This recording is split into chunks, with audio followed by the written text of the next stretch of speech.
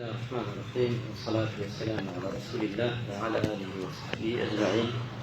أما بعد، السلام خوي قرأت على النبي خوي قرأ عبادة له ولا يقال وربقري إن شاء الله.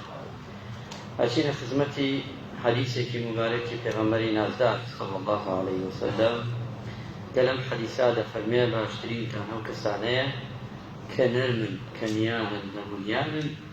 وللاي راستوا وللاي تشفوا نرمونيانا لكاتي نيوشا خاطر پیغمبر خواه صلى الله عليه وسلم فرمي كومالي خلقا باشترين كسن ام كومالا او كسانا ككاتي للريزي نيوشا كان الراء وستن شانيان نرمى بوبراي مسلماني يعني زور طبيعية في بلي بيو بيشو بشو دواغوا شاني ستكا لغاليا قاتي ستكا لغاليا أما أمكم على خلقه بيغمر إخوة فرمي عليه الصلاة والسلام باشترين كسر لا إخوة يبرودقار لكم على كان يترنا خلقان يتر أفرمي بيغمر إخوة صلى الله عليه وسلم حديث جيتر معناه فرمي خياركم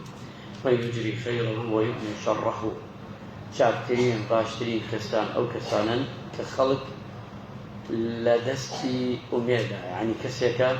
أميد بخشة وكسيكشا متمانة خلق متماني بيكا يعني أو كساني كون متماني بيكا أو صفتي تيايا وكسيكش أمين لي أم صفتا في غمر إخوة صلى الله عليه وسلم فرميتي أم كسانة باشترين خلقا كواتا إما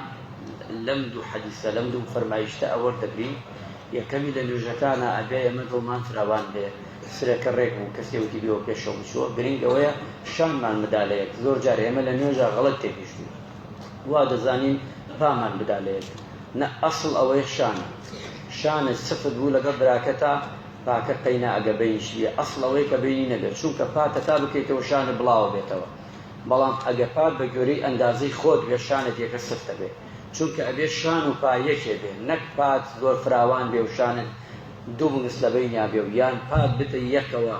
بيني فيها دوبنس بطال بيوشان السفد به يعني أول بأزاري مسلماني براي خود ندري أول كيترش كايتي أمين به هم لدستي هم أمين به ولكردو كارو كرداري خواهي يقول لما قبول كافرم بانجا كمان